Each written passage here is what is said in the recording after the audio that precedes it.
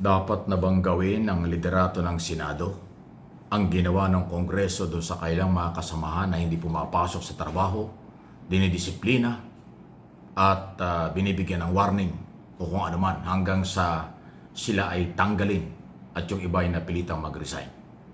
Itong tinutukoy ko ay ito pong kalagayan ngayon ni Senador Bato de la Rosa. Abay, mag-iisang buwan na.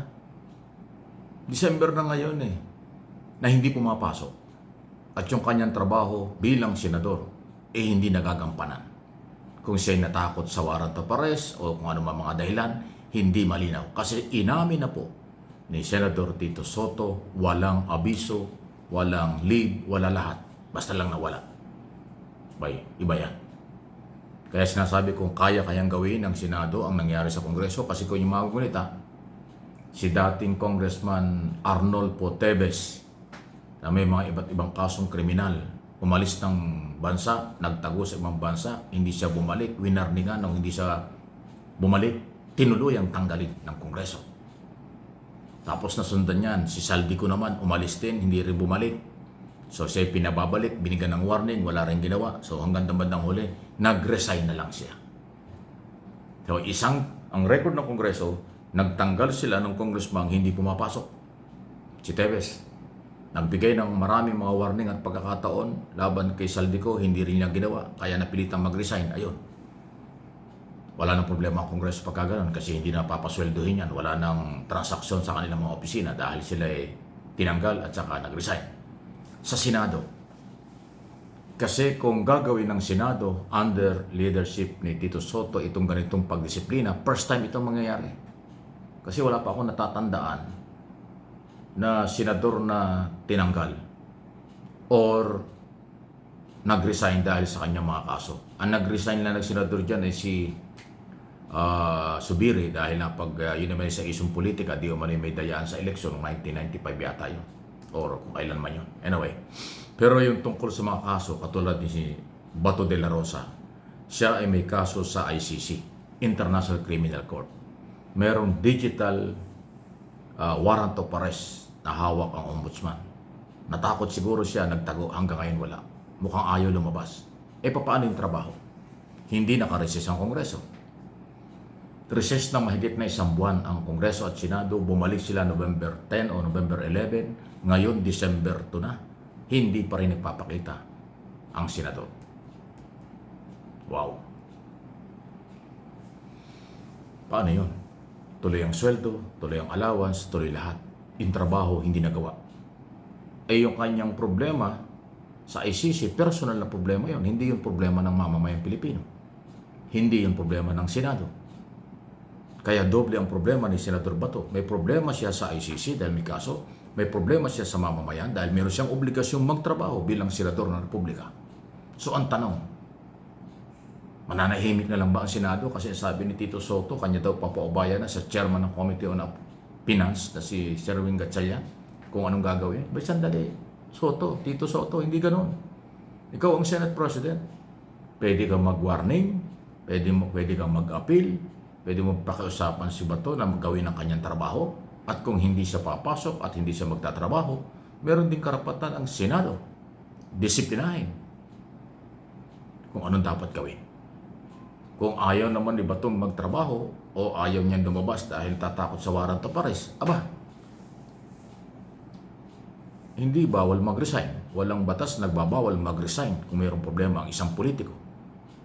Hindi ipinagbabawal ng batas na mag-resign ang isang elected official ng bansa kung may mga dahilang personal na hindi kaya niyang magampanan ng trabaho. Ganun lang po yun. Issue lang, walang personalan. Kasi ang isang elected official, lalo na ang senador, ang kanyang obligasyon ay sa buong Pilipinas. Mamamayang Pilipino ang kanyang dapat paglingkuran at magtrabaho siya dahil may trabaho sila. Hindi pwedeng laging recess ang Kongreso at Senado. Hindi pwedeng nakabakasyon palagi. May trabaho sila mula November 10 o 11 hanggang sa, kung di ako nagkakamali, kalagitnaan nitong December. Pagdating ng 16 o 18 ng December, bakasyon na naman. Babalik sa January na. So, ibig sabihin, tuloy-tuloy ang bakasyon ni De La Rosa Isang buwan na nakabakasyon. Ngayong may trabaho sila, isang buwan lang yung trabaho nila. Mula November 11 na aabot hanggang 16. Hindi siya magpapakita. Tapos sunod yan, bakasyon na naman. Grabe naman bakasyon yan. Inuulit ko, issue lang, walang personalan. Walang batas na nagbabawal mag-leave o mag-resign ang isang elected official. Pero obligasyon niyang magtrabaho dahil siya'y senador na pinapasweldo ng taong bayan. Dahil ang mamamayang Pilipino ay dapat niyang paglingkuran. Kung meron man siyang ibang problema, personal yun. Kaso sa ICC, personal yun. Hindi yun problema ng bayan. Hindi yun problema ng mga Pilipinong dapat pinaglilingkuran ng isang elected senador. Ayan po yan. Kaya kayo dyan sa Senado, galaw-galaw kayo. Huwag kayong matakot ipairal ang batas. Disiplinahin ang dapat disiplinahin para sa kapakanan ng taong bayan. Kung inyong pagtatakpan at pababayaan nyo ang ginagawa ni Bato na hindi pumapasok, hindi nagtatrabaho sa kung ano man ang kanyang dahilan, kawawa naman ang mga mamamayang Pilipino nagpapasweldo.